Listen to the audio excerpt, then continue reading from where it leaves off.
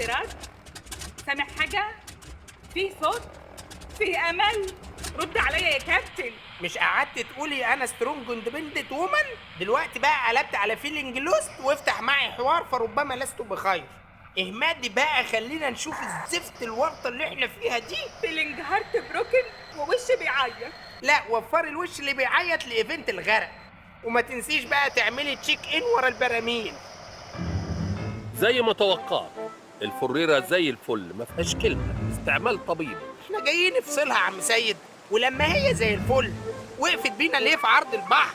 شوف يا عزوز يا ابني، واضح ان الفريرة قطعت بنزين. نعم، قطعت بنزين ازاي؟ هو انا مش اديتك فلوس علشان تفول قبل ما نطلع؟ ايوه، طب ما انا ايه ده؟ انت كان قصدك افول التانك؟ انا افتكرتك قصدك افول يعني اجيب سندوتشات فول، يعني احنا بنقولها كده.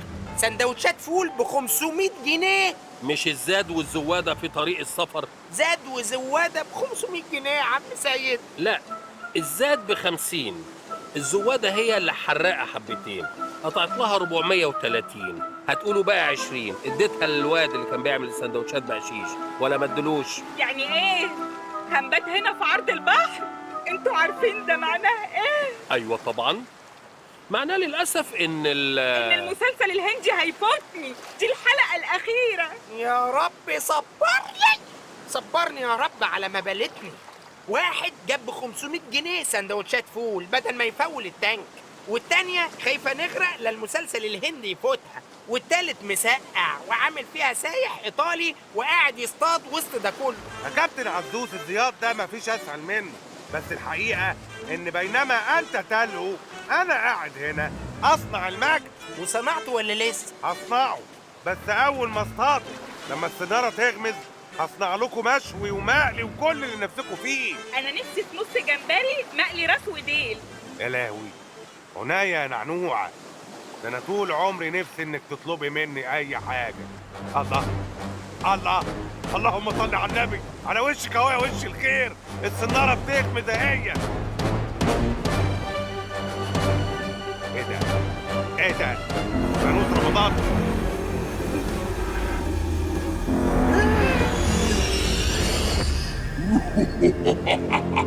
صبيت لبيك عبد